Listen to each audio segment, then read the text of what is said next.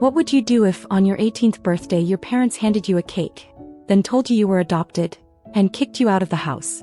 What they didn't know was that I had already uncovered a letter. One that would unravel every lie they ever told. This isn't just a family secret. It's a buried truth that could destroy them. Subscribe now if you're ready for a story that will break your heart and blow your mind. I remember the vanilla cake. It was the first thing that felt off. My mom never baked. Ever. Not on Christmas, not on Thanksgiving, not even when I graduated middle school. But on the morning of my 18th birthday, I woke up to the warm scent of sugar and butter wafting through the house. A lopsided vanilla cake sat cooling on the counter, the kind from a box mix, with pale yellow frosting that looked like it had been smeared by unsure hands. "Happy birthday, sweetheart," she said without looking at me, wiping her hands on a dish towel. Her voice was soft but hollow, like someone going through the motions. My dad sat at the table drinking black coffee, his eyes fixed on the window, not even glancing at me. I thought maybe something had happened. I felt it in my gut. They waited until the afternoon. I was still in my pajamas, an old oversized hoodie and flannel pants, curled up on the couch scrolling through birthday texts from friends. My dad called out from the living room. "Come sit down, Elena." His tone was flat, controlled. The kind of tone he used when I'd break a dish or leave the garage light on overnight. I walked in and the air felt different. Too still. Too quiet. My mom sat on the edge of the armchair, hands clasped so tightly her knuckles were white, eyes locked on the floor. I sat across from them, pulling a throw pillow onto my lap without realizing. My heart was already racing, but I didn't know why. "We have something to tell you," Dad said. My mind raced. Cancer? Divorce? A dead relative? But nothing could have prepared me for what came next. "You were adopted," Mom said, staring straight ahead like she was watching a movie. No emotion. No hesitation. Just 3 words that detonated like a grenade in my chest. Dad continued, "We took you in when you were 2. Your birth mother couldn't take care of you." His voice sounded like he was reading from a manual. "We did what we could." There was no pause for questions. No comfort. "No, we still love you." Just the facts. Cold and hard and dropped into my lap like a broken plate. "We think it's time," Mom added, "that you find your own way now. You're old enough." My mouth went dry. I couldn't form words. And then, as if it had been planned, Dad reached under the couch and slid a small navy duffel bag across the carpet toward me. "There's some money in there. Enough for a few nights at the hostel on East Glen. We've paid through Sunday. After that, you'll need to find something." They were kicking me out. On my birthday. I didn't cry. I didn't scream. I didn't even blink. I stood up, slung the bag over my shoulder and said, "Thank you." I smiled. Small, controlled. Just enough. They didn't see the way my hand gripped the strap tight enough to turn my knuckles pale. They didn't see the flicker behind my eyes. Because what they didn't know, what they couldn't possibly have known, was that 3 weeks earlier I had already found the letter. It started with a drawer I wasn't supposed to open. 3 weeks before my birthday, on a quiet Sunday afternoon, I had been looking for an old yearbook in the hallway cabinet, something my art teacher asked for. I found photo albums, tax returns, random envelopes, and then something strange, an old yellowed envelope wedged in the back corner, almost hidden behind a stack of old bills. It had no stamp, no return address, just a name written in black ink, Elena Vasilieva. At first I thought it was junk mail, but when I turned it over and slid out the papers inside, my heart stopped. It was a birth certificate. My birth certificate. Except it wasn't the one I'd seen before. Not the standard state-issued form with James and Carol Whitaker listed as my parents. This one looked different. Older. Faded. It had my name, Elena, but under mother, it read, Elena Vasilieva. The space for father was blank. No signature. No stamp. Just a seal from a hospital I'd never heard of, Hawthorne Valley Medical, upstate New York. My hands were shaking. I sat on the floor of the hallway reading it again and again. How could I have been born in New York when I'd been told I was born in Ohio? Why was my last name missing? Why had they never mentioned this woman? I took the envelope to my room, stuffed it under my mattress, and didn't sleep that night. The next morning I skipped school and walked to the public library. I didn't trust the internet, not for something like this. I needed real records. I spent the whole day at the microfilm machine in the back, flipping through archives like my life depended on it. In a way it did. I started with the hospital, Hawthorne Valley. In 2005, just a year after I was born, the hospital had been in the news. An internal investigation. Ethics violations. A lawsuit filed by one of their staff doctors, a psychiatrist named Dr. Elena Vasilieva. My heart raced as I read through the articles. She had gone public about patient mistreatment. Claimed the administration was hiding abuse in their pediatric unit. The article said she had submitted a formal report, and then disappeared. 3 months later, a follow-up story said Dr. Vasilieva had been institutionalized. Committed for mental instability after an emotional breakdown. Her medical license had been revoked. There was a photo. She looked so young. Thin face, sharp cheekbones, tired eyes. She was only 28 then. I printed the article and folded it into my journal. That night I lay awake in bed staring at the ceiling, my head spinning. I didn't know what it all meant yet. I didn't know what kind of woman she had been or why she lost everything. But I knew one thing, she hadn't abandoned me. That story, the one my parents had always told, that my birth mother was unfit, unstable, incapable of being a parent, wasn't holding up. It was cracking. And when I looked in the mirror the next morning, I no longer saw a girl trying to make sense of who she was. I saw someone digging. Someone about to uncover something deeper than anyone was prepared for. The hostel smelled like bleach and mildew, two things that never quite masked each other. The receptionist, a man in his 40s with too many tattoos and not enough patience, handed me a key attached to a cracked plastic tag and pointed down a dim hallway. My room was barely bigger than a walk-in closet. Metal-framed bed. One rickety chair. Peeling paint and a window that wouldn't open. There was no TV, no mirror, no comfort. Just 4 walls and a sink with a rust-stained faucet that groaned every time I turned it on. I sat on the edge of the bed, still gripping the duffel bag they gave me. There were 3 wrinkled t-shirts inside, 1 pair of jeans, $32 in cash, and the envelope I had hidden beneath the lining. I took it out, ran my fingers over the crease of the paper and whispered her name. Elena Vasilieva. I didn't sleep much that night. I kept the duffel close to my chest, afraid someone might try to take it, even though there was nothing of value in it but the truth. I watched the shadows shift across the ceiling, listened to distant traffic sirens and the occasional bang of pipes in the wall. And I thought about the look on my mother's face, the woman who raised me, when she told me I was adopted. There was no apology in her voice. No sadness. Just relief.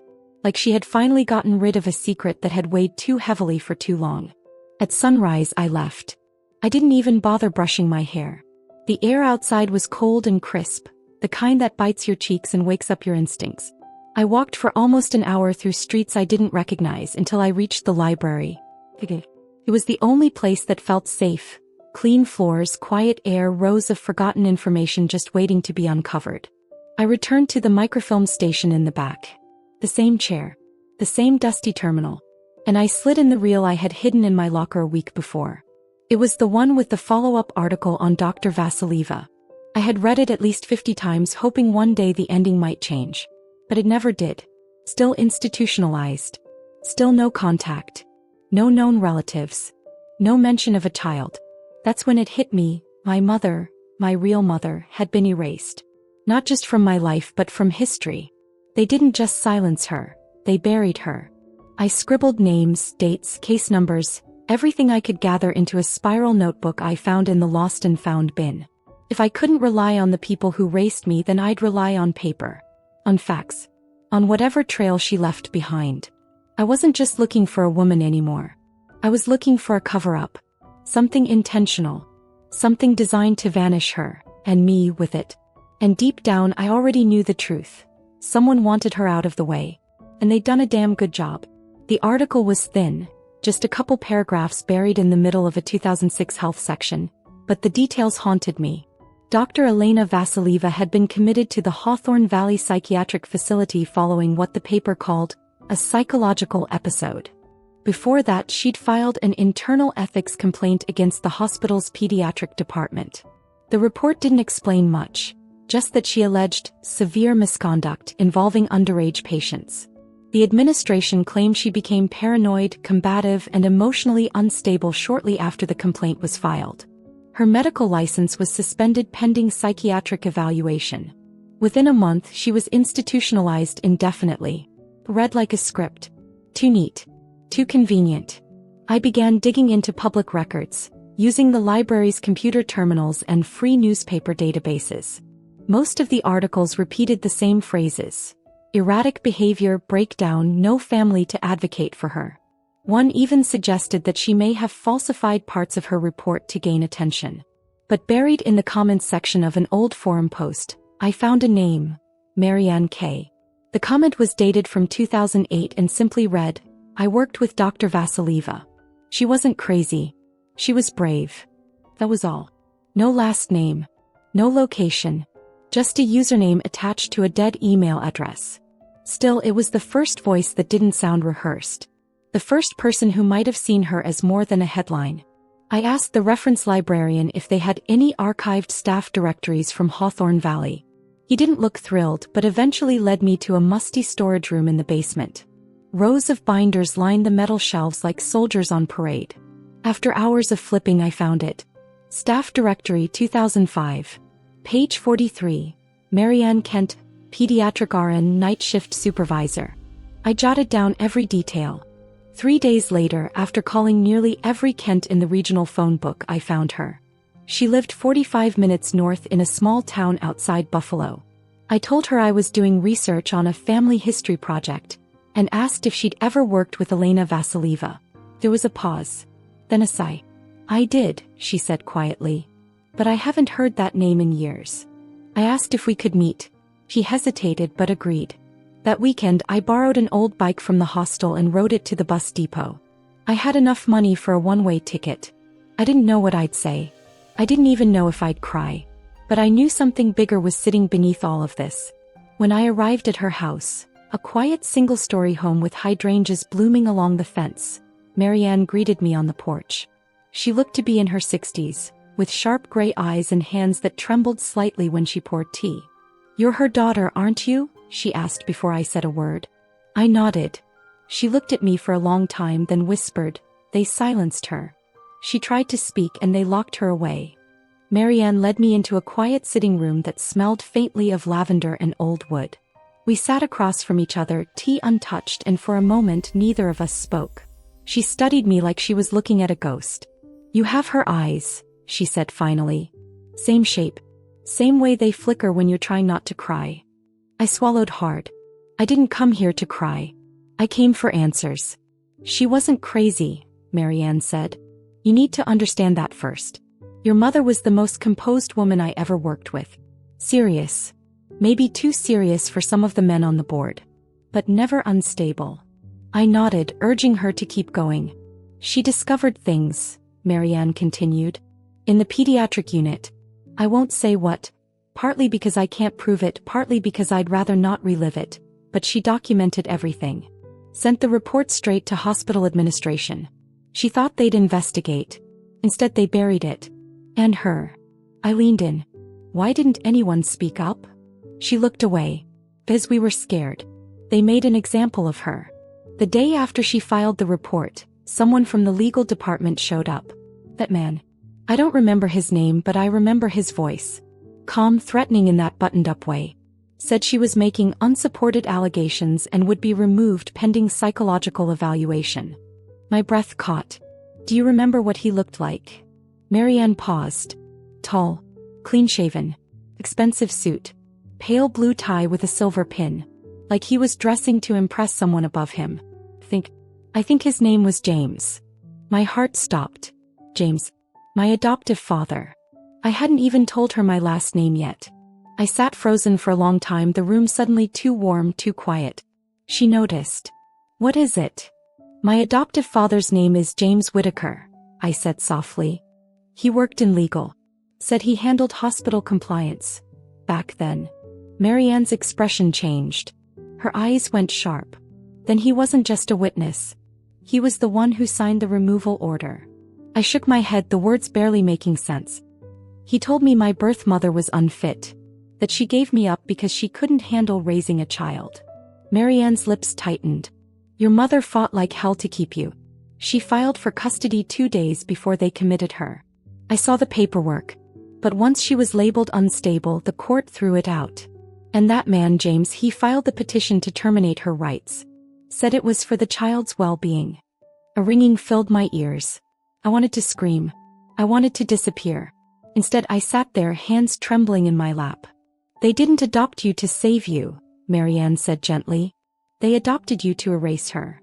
I stood outside the Whitaker house just after dusk, watching the porch light flicker. The same cracked tile on the step. The same hanging plant Mom always forgot to water. Everything looked exactly as it always had, but nothing felt familiar anymore.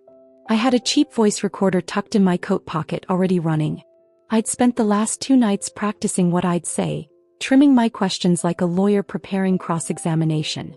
I wasn't here to scream or accuse. I was here to listen, to catch them off guard. I rang the doorbell. My mother opened the door in her usual beige cardigan, her eyes widening. Elena. Her voice was flat. Not surprised. Just inconvenienced. I left some papers in my old room, I said calmly. Job applications. I need them.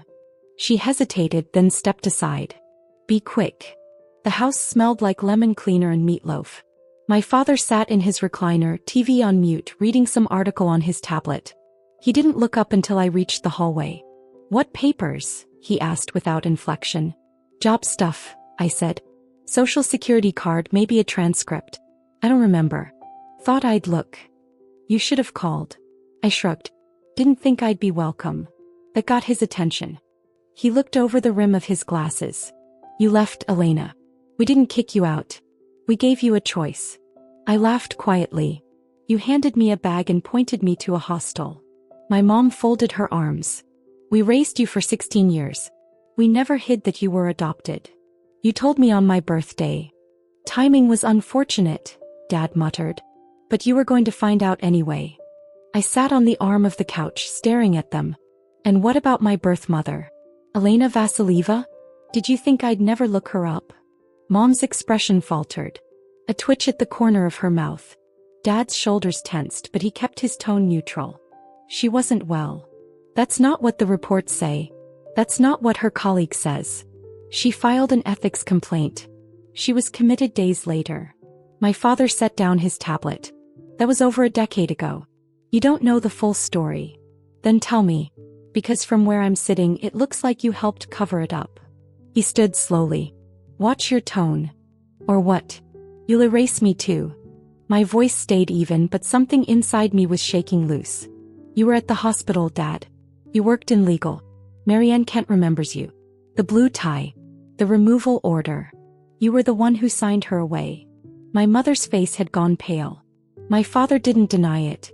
She wasn't dangerous, was she? I asked. She was just inconvenient. He walked to the window, hands clasped behind his back. We thought we were doing the right thing. You don't understand what it was like back then. The pressure. The liability. She made noise. She threatened the institution. She told the truth, I snapped. He turned, and for the first time his voice broke. And look what it cost her. For a long moment no one spoke. I stood. I'm not here for apologies. I'm not here for closure. I just wanted to hear you say it. He looked down. You were just a baby. We thought we could give you a better life. You gave me silence, I said, walking to the door. And now I'm giving it back. The Hawthorne Valley Psychiatric Facility sat at the edge of a forgotten county road, nestled behind iron gates and a long gravel drive that cracked under every passing tire.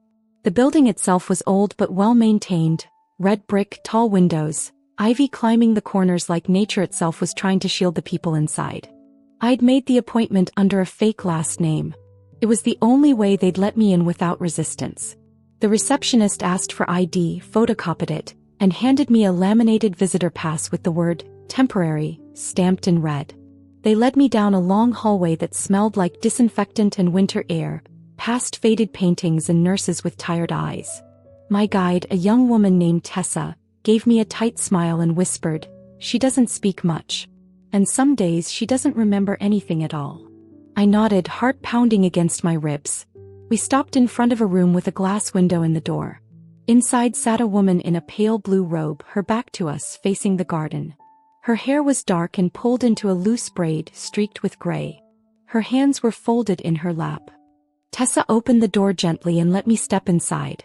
"Elena," she said softly, "you have a visitor." The woman didn't turn. I stepped closer and for a moment I wasn't sure what to say. Every sentence I had rehearsed vanished. My voice barely came out. "My name is Elena. I think I'm your daughter." Nothing. She didn't even flinch. I took a seat across from her and reached into my bag, pulling out the letter. The one she had written 16 years ago, tucked into the envelope I'd found. I laid it gently on her lap. That's when her fingers moved. Just slightly. She blinked, slowly, like waking up from a long dream. Her eyes shifted, meeting mine. And something flickered. "You're real," she said hoarsely, her voice thin with disuse. "You came." I nodded, choking back tears. "I've been looking for you." She reached out, her hand trembling, and touched the edge of my sleeve. Her eyes searched my face like she wasn't sure if I was dream or memory. "They told me you were gone. That I wasn't fit. That I'd imagined you." "You didn't imagine anything," I whispered. "They lied to you. To both of us." She closed her eyes, a tear sliding down her cheek. I tried to stop them. I wrote letters. I filed motions. Then, the pills. The isolation. I forgot what was real. I took her hand. "It's real now." We sat like that for a while, the silence thick with unspoken years. Then suddenly her voice returned, stronger. "Your father. He worked at the hospital." I froze. He wore a silver tie clip. Always smiling. Always polite. But he was the one. He came into my hearing. Told the board I was unstable. That my child would be better off with a stable home. My heart sank. "His name was James Whitaker." She nodded slowly. "That's him." Tears finally spilled over. Not just mine. Hers too. In that moment we weren't two strangers in a sterile room. We were mother and daughter, reunited not by fate but by truth, and the shared pain of a life stolen. I left Hawthorne Valley with my mother's handprint still warm on my sleeve. She didn't say goodbye, but her eyes did. Not with sadness, but with something close to peace. The kind of peace that comes when silence finally breaks. I took the bus back to the city that same night, clutching my notebook filled with dates, names, case numbers, and signatures. Everything I needed was there. I spent the next 3 weeks assembling the story. I interviewed Marianne again. I tracked down old court filings, buried hospital memos, even scanned archived appointment logs from the pediatric wing where my mother once worked. Every thread led to the same truth. They had taken her voice, her career, her daughter, all to protect an institution's reputation. I pitched the story to 3 local papers. All passed. "Too speculative," one said.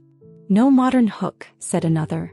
I was about to give up when I stumbled upon a young journalist running an independent site focused on whistleblower cases. Her name was Riley Morgan. He was 26, sharp, and instantly hooked. Within 2 weeks, the full piece went live. The psychiatrist they tried to erase. The story of Elena Vasilieva. It spread fast, faster than I expected. Social media picked it up. Then the regional news. A podcast invited me to speak.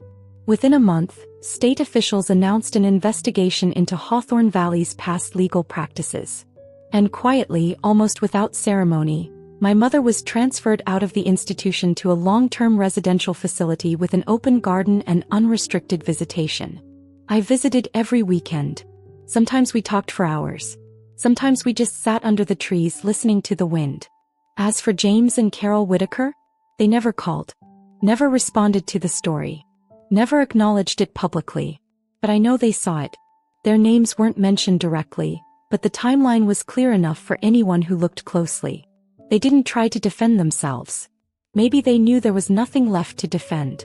I thought for a long time about confronting them again. Not out of vengeance, but to see if they would say anything. Offer some version of regret. But I didn't. Because some doors once shut should stay that way. I chose instead to keep walking forward. Toward truth, toward healing, toward my mother. One Sunday afternoon as we sat watching a robin hop along the fence, she turned to me and said, "You could have hated them. You could have buried this whole thing. Why didn't you?" I thought for a moment, then said, "Because silence is what kept us apart. And I wasn't going to let it be what kept us there." She smiled, and for the first time it reached her eyes. "My name is Elena Vasilieva. And for the first time in my life I finally know who I am."